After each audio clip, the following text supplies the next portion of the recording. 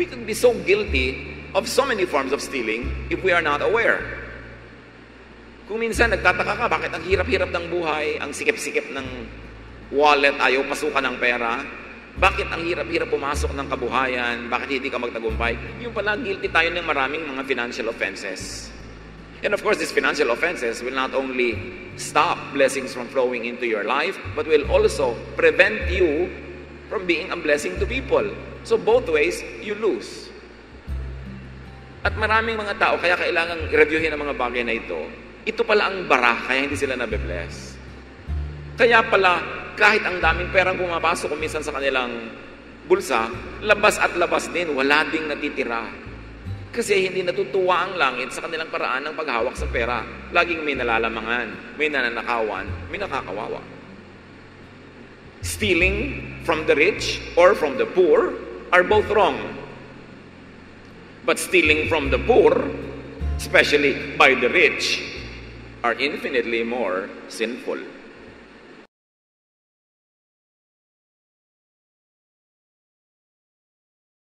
Marami sanang mga karangyaan at mga kariwasaan sa buhay ang matatamasa ng mga mananampalataya kung hindi lang nila nababiolate ang mga financial rules of God. Marami sana mga pagkakataon na mas umaasenso ang buhay, mas lumuluwag, if only people would be sensitive to the financial sensibilities taught in the Bible. Ang ating pag-aaral ngayon para lalo tayong guminhawa sa buhay at tumamasa ng mga pagpapala ng Diyos. 5 financial sins and mistakes to avoid. 5 na mga pinakapangunahing mga pagkakamali sa paghahawak, pamamahala ng pananalapi na dapat ay iwasan ng mananampalataya. Salamat po, O Diyos, dahil kayo pinagmumula ng mga katuroan na nagtutuwid sa aming buhay, nagpapasagana, at sumaayon sa iyong kalooban. Kayo po ang mangusap, turuan niyo po kami, lalo namin maunawa ang kalooban niyo sa aming pamamahala ng aming mga pananalapi. Lead us, teach us, so we could be blessings to people as well. And may our obedience to you unlock many more favors and many more blessings from you, because you are kind and you are good and you are just. Father, we ask you to be our speaker. Teach us. In the name of your Son, Jesus, we pray with thanksgiving. Amen. Deuteronomy 24:14-15. Do not take advantage of a hired worker who is poor and needy. Pay them their wages each day before sunset, because they are poor and are counting on it. Otherwise, they may cry to the Lord against you, and you will be guilty of sin. So obviously, ang unang kinakausap dito, ang pangunahin, ay yung mga employers, mga may kaya sa buhay, may mga manggagawa na pinasusuwelduhan. At sinabi, huwag pagsasamantalahan ang pangangailangan ng mga mahihirap. At kung sila ay arawan na nagtatrabaho, kailangan paglubog ng araw, pagkatapos ng isang maghapong pagtatrabaho, sila ay bayaran na. Baka daw sila ay dumaing sa Panginoong Diyos kung sila ay pinatatagalan pa ang kanilang mga sweldo at sila ay dinggin ng Diyos at ang nagmamalupit sa kanila ay makatanggap ng parusa. So as we talk about 5 financial sins and mistakes, one is underpaying workers. Hindi pagbabayad ng sapat, ng tama, patuloy na pagsasamantala sa mga nangangailangan at patuloy na pagdidiin sa kanila sa kahirapan. And then, next to that is delaying payment of workers. Kaya nga nagtatrabaho yung mga tao kasi kailangan nila yung kikitain. Hindi na dapat tagalan pa, pananagutan ng mga employers, ng sinuman na namumuhunan o nangangailangan ng hard labor na magbayad sa oras at ng kompleto. At kung maaari ay sobrahan pa sa hinihingi ng batas o sa usapan, lalo't kayang-kaya naman noong nagbabayad. Na sa pag-asenso ng namumuhunan, sa pag-asenso nitong employer, kasabay na umaasenso ang mga manggagawa. James 5:4-5. Look, the wages you failed to pay the workers who mowed your fields are crying out against you. The cries of the harvesters have reached the ears of the Lord Almighty. You have lived on earth in luxury and self-indulgence. You have fattened yourselves in the day of slaughter. Tinutuos ng langit, dinidinig ng langit ang lahat ng daing ng mga kawawang manggagawa na ginigipit ng kanilang mga employers. Nakararating sa tainga ng Diyos ang kanilang mga pagdaing. At yun daw sobrang nagpapasasa sa buhay ay parang pinatataba lang nilang mga sarili para mga hayop na pinatataba para sa araw ng pagkakatay. may araw ng pagtutuos. At ang lahat ng mga excess fat that came from the blood of the poor workers and wage earners will be accounted for. Delaying payment of workers intentionally for selfish convenience or gain or for more profit, that is hated by God. Napakalambot ng puso ng Panginoon sa mga manggagawa at mga kapuspalad. Kaya kinakailangan na sino man na pinagpapala ng Diyos na umangat sa buhay at siya na ngayon itong employer ay maging mapagkalinga. Even in the much ballyhooed economic progress of our country, so many of our countrymen and countrywomen are not becoming participants or recipients of the bonanza because only the capitalists are making so much money and the laborers are really paid very, very measly. Masyadong konti ang sweldo. Kahit anong gawin mo, hindi mapagkasya ng mga taong kanilang trabaho. Napakaganda na yung mga corporate groups, sila na mismo ang magkusa to share profits with their workers. Kailangan po natin maghintay na mag-alsa, magkaroon ng himagsika ng mga nagugutom para magising ang mga sobrang mayayaman naman. You will read this in the newspapers. Tens of billions, many tens and tens of billions sa mga net profit nila the past year. Pagkatapos pag tinignan mo yung mga pasweldo sa mga manggagawa, sobrang maliit. Sobrang top-heavy ang ating mga kumpanya. Top people, executives, and all that have so much privileges. And they enjoy so much while it is at the back of the toiling majority where the economic growth actually happens. And they make it happen.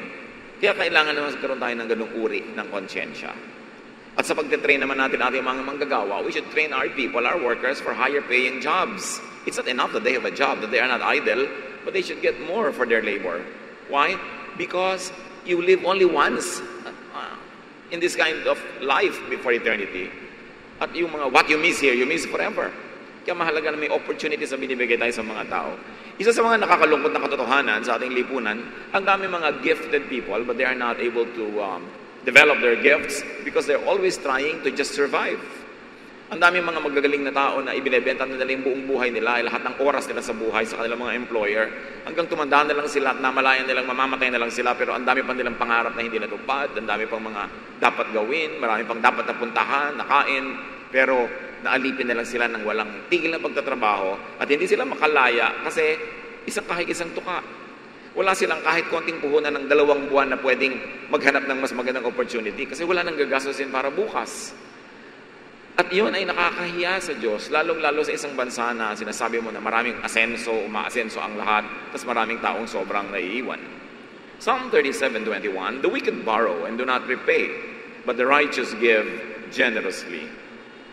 Again, another offense to the sensibilities of God is borrowing and not paying on time, fully, and with interest. Jewish lenders were forbidden to charge interest to their people, but the borrowers were not forbidden to voluntarily pay interests.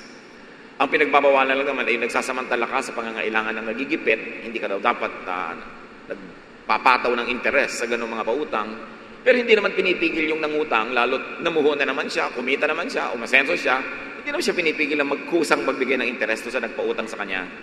Gawin natin mga kapatid na practice kung sakasakaling kinakailangang umutang sa kapwa. At least pag isinuli mo, bigyan mo naman ng interest. Kasi yung hiniram mo kung nasa bangko, kikita man lang yun kahit 2%. Kahit 1.5%. Pero ang tagal-tagal na nasa iyo ang pera niya, isosoli mo, hiniram mo nung 5 years ago, 5,000, ibibigay mo rin ngayon 5,000. Baka ang value na lang doon, mga 4,700, 4,500. Masyadong lugi yung nagpahiram. Bukod sa ang haba ng panahon na ninervyos siya kung mababayaran ba o hindi. Kaya mo bang bayaran yung nervyos niya? Kaya mo bang bayaran yung pagsisihan ng mag-asawa na, ba't ba kasi pinautang mo yan, pinsan mo, ayan tuloy, wala tayong pera, hindi tayo makasingil. Malaki ang puhunan na nagpapautang, hindi lang yung pera, pati yung pangamba na baka hindi siya mabayaran, at yung effort na maningil, kung kailangan ka pang habul-habulin. God likes investors to earn profits.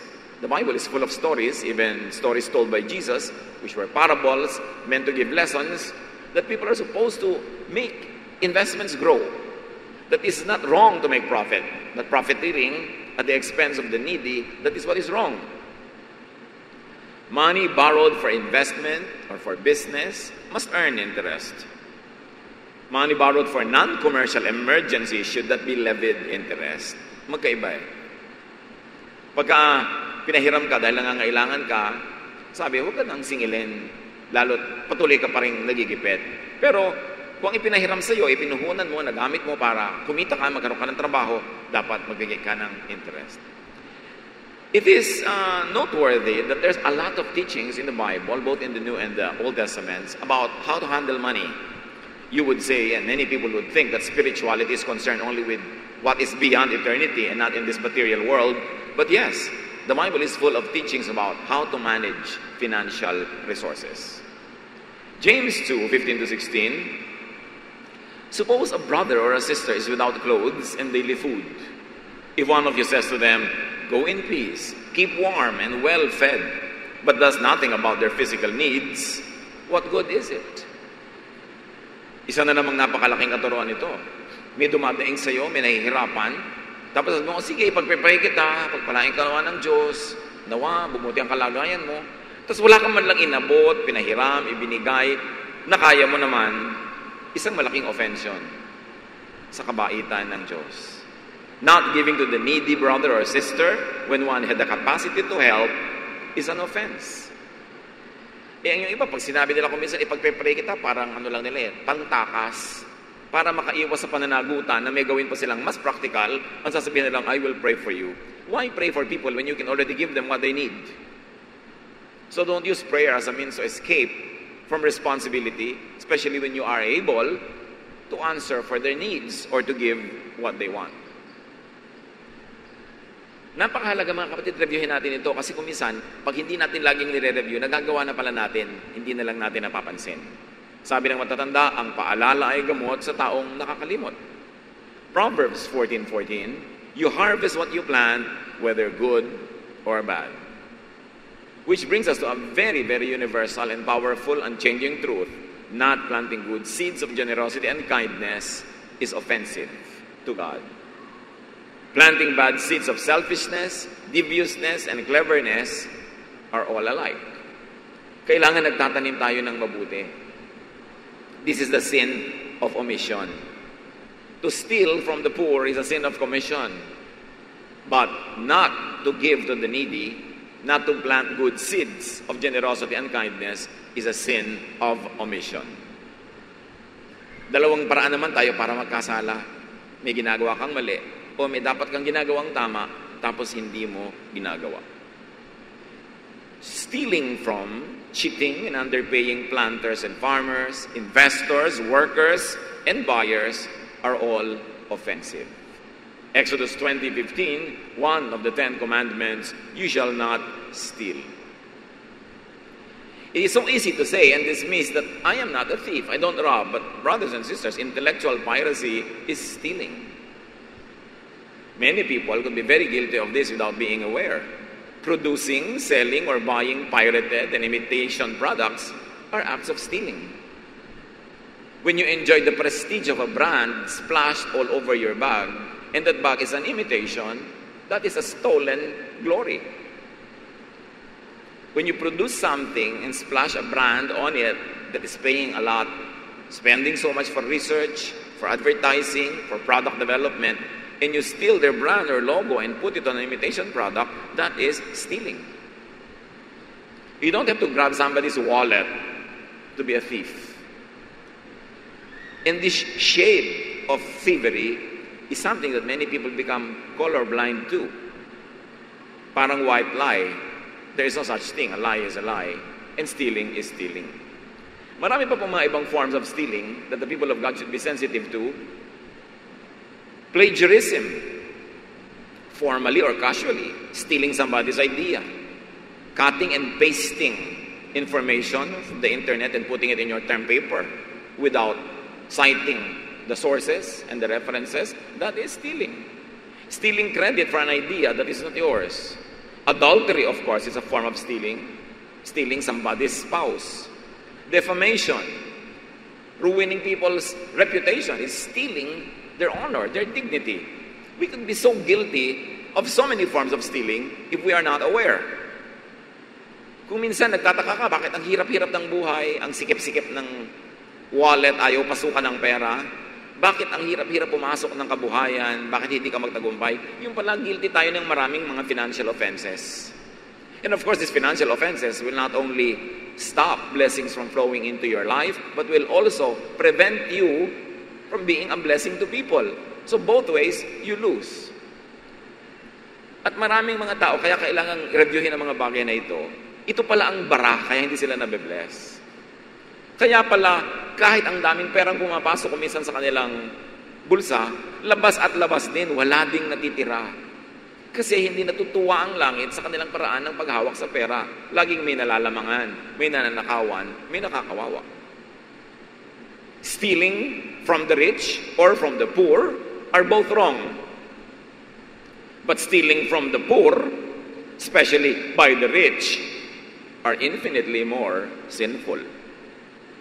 Minsan, kitang-kita natin yung mga magnanakaw na nangaagaw ng bag sa kalsada, kumukupit ng mga toothpaste sa mga tindahan, pero hindi natin nakikita yung mga professional na ang yayaman, na sobra palang nagnanakaw.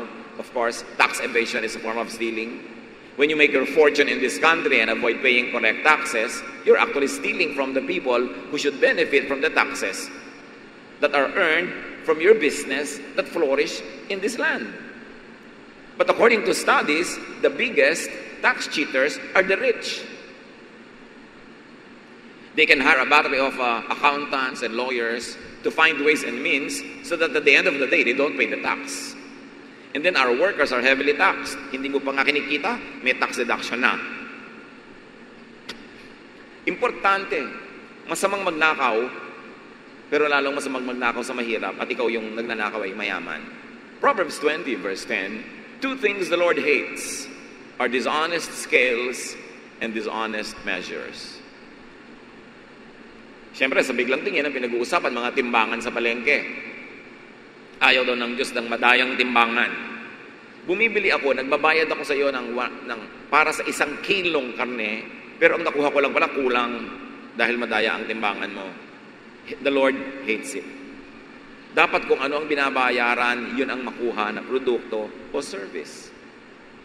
When clients are not able to get what they are paying for, they are being stolen from. Basta dishonest ang measures, ang numbers. So, ganun yung pag-cheat ng mga numbers sa taxes, numbers na dapat bayaran. Kung ang mga tao lang nagbabayad ng tax lahat, ang dami-daming pera dapat ng gobyerno. At kung hindi nanakawin ng mga nangangasaywa, dapat ang luwag-luwag ng buhay ng Pilipinas.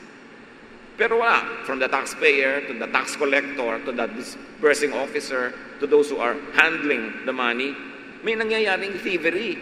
And at the end of the day, all of us suffer. Lahat na dadaya. Kaya kailangan maingat. Maingat ka sa pagbabayad ng mga dapat bayaran. Commercial and numerical cheating, not giving in full what buyers pay for or deserve, is sinful and hated by God. Yung nandadaya sa mga bilang, sa timbang, sa quality.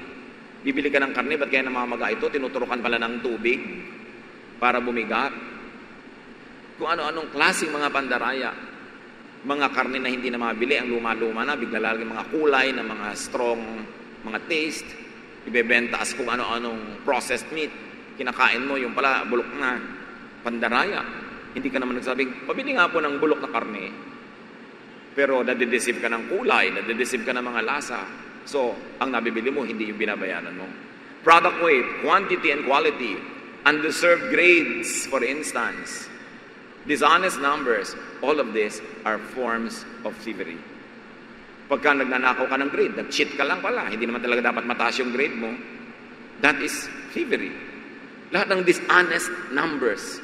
At magtataka ka, ang daming teaching sa Bible about numbers. Meron pang isang book, ang tawag Numbers. Mahalaga ang numbers sa Diyos. At dapat din nating bantayan yon. We can go on and cite so many examples. That should be enough.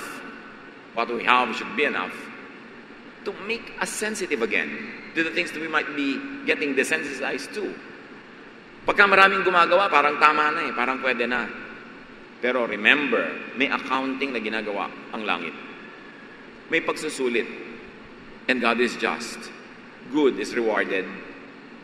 Bad is punished.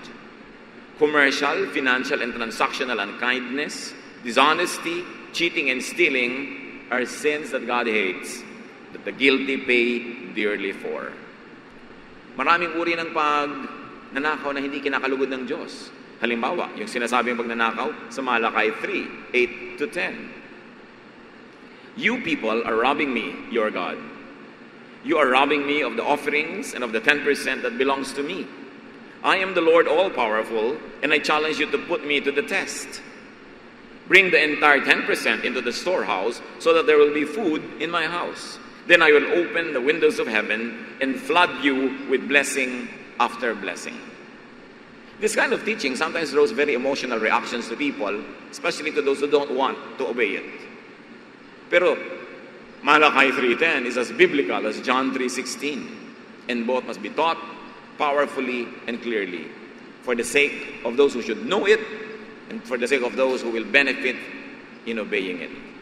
Napakahalaga na hindi mo ninanakawan ng kapwa-tao at lalo namang ang Diyos. Ang sabi niya, alam niyo, ninanakawan niyo ako eh. Huwag na kayo magtanong-tanong pa, magmaang-maangan kung paano niyo ako ninanakawan. Sabi, pagka hindi kayo matapat sa inyong ikapu, ninanakawan niyo ako. Ba't di niyo ako subukan? Sabi ng Diyos. Natatakot kang matalo, natatakot kang malugi. Ba't di niyo ako subukan? Maging matapat kayo, at kung hindi ko patunayan sa inyo, napababahain ko ang pagpapala sa inyong buhay. So niya, ako na Diyos, sa pinakamakapangyarihan na nagsasabi nito, subukan niyo ako. Ang pagnanakaw kasi, isang uri ng kakulangan ng pagtitiwala sa Diyos. Pag nagnakaw ka, nandaya ka, sinasabi mong, kung hindi ako gagawa ng masama, hindi ako mabubuhay. Pag hindi ako gagawa ng hindi tama, pag sumunod lang ako sa mga sinasabi ng Diyos, malulugi ako, magugutom ako, maghihirap ako. That's why it becomes doubly sinful because it is an expression of lack of trust in God. Na pagka gumawa ka ng tama at naging maka-Diyos ka, mapapabuti ang buhay mo. So, gagawa ka ngayon ng paraan and you will have to borrow tactics from the evil one just to be able to get what you want. Kaya napakahalaga yung tiwala sa Diyos. At nanghahamon pa ang Diyos, sabi niya, subukan niyo ako. Sino kaya sa atin ang talagang nakatanggap na nung hamon na sinubukan nyo nga? Dahil, alam nyo, ang mga matatapat sa area na to ng giving, hindi lang sa tithing sa church, pati sa charity, pati sa pagbibigay sa kapwa, pagtulong, yung mga matatapat, yung napatunayan na nila sa buhay nila, na talagang totoo ang pangako. At yung mga patuloy na hindi matapat dyan, yung mga hindi pa nila nasusubok talaga, kaya hindi nila nalalakasan ng loob nila na gawin ito. The selfish, the opportunistic, the exploiters, cheaters and thieves receive the bad, they give to others. Because in this spiritual life, you keep only what you give away and you lose what you selfishly attempt to keep for yourself. Galatians 6:7, do not be deceived. God cannot be mocked. A man reaps what he sows. Or from the contemporary English version, you cannot fool God. So don't make a fool of yourself. You will harvest what you plant. Cheaters think they win. They win here and lose there. There's balance. They steal from others only for them to be robbed in turn. Dahil may balance. The entire universe runs in balance. Lahat ng negative number may katapat na positive number. Everything is balanced. Kaya pag may ninakaw ka, may mananakaw sa'yo. Pag may ibinigay ka, may matatanggap ka. This is the secret of how to live under God's prosperous, unchanging laws.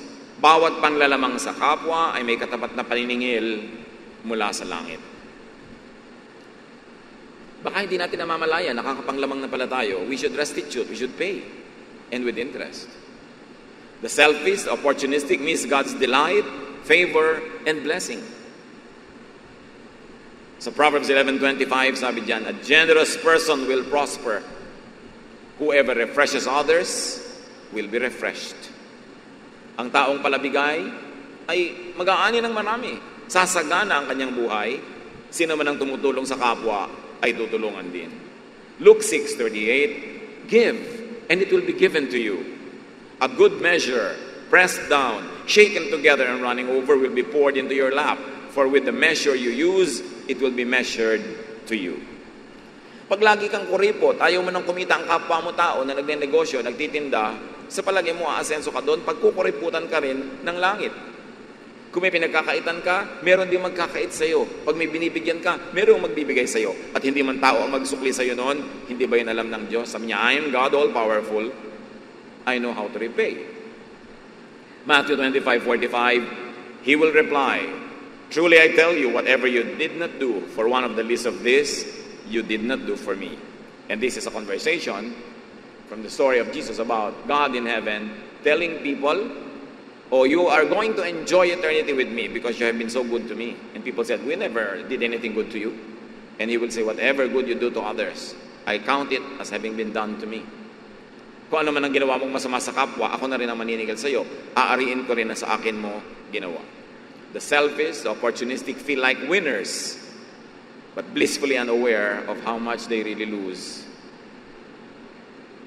Suriin natin ating mga sarili, mga kapatid. Identify, beware of, and avoid and stop financial sins and mistakes. Because that could be the very big impediment to your own progress. To blessings that are supposed to be received by you, but you never get because we block the way of blessing. At kung kayo naman yung biktima ng mga panglalamang, pagdanakaw ng kapwa, we must be innocent as doves, but wise as serpents. Do not permit yourself to become victimized all the time. Hindi ibig sabihin ng godliness, tanggapin mo na lang ang pambibiktima at pagsasamantala sa iyo ng kapwa. You must speak up for your rights. You must speak up for what you have already earned. Kung hindi ka binabayaran, kailangan maningil ka.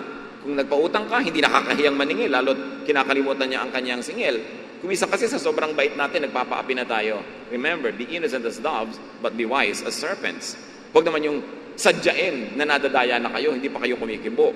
Huwag nyo namang sadyain na halos pumayag kayo na apihin at kawawain at hindi mabayaran sa mga dapat sana ay babayaran tayo. God is just, and to seek justice is not an ungodly thing. Kailangan na may katwiran, may katapatan, at may umiiral na hustisya sa ating buhay. Mga kapatid, napakaraming pagpapala ng Diyos. Kung gusto tayong pagpalain ng Diyos, sino naman ang nakakapigil sa Kanya? Pero kung ayaw niya, at lalo kung tayo ay naglalagay ng bara, sino ang makakapilit sa Diyos sa pagpalain tayo kung lumalagay tayo sa lugar na sinasabi na niyang hindi ko pagpapalain ang ganyang uri ng pamumuhay? Think. Mag-isip tayo, baka meron tayong mga utang na nalimutan na. At dahil hindi na kumikibo yung pinagkautangan natin, buong puso na nating nilimot. Dapat sa abot ng ating makakaya ngayon, magbayad. Kahit partially, kahit konti, kahit bahagi. And never forget to acknowledge, may utang ako sa iyo, may kulang ako sa iyo. Hindi ko palang kayang bayaran ngayon, pero nasa isip ko yan. Lagi yung ipapaalala. Kasi nakaka-nervous talaga yung baka nakalimutan. Noong umutang. Siyempre yung nagpautang, hindi niya malilimutan yon. Ang nakakalimot lagi yung umutang. No? Tapos pag siningil mo, galit pa. Kung saan kumukuha ng lakas ng loob na siya patong magalit. Samantalang sa oras ng kanyang pangangailangan, siya ay pinagbigyan, siya ay tinulungan.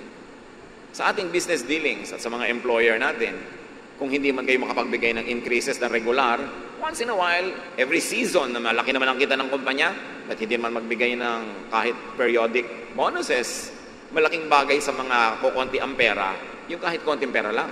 Malaki yun. Kaya importante na to always share.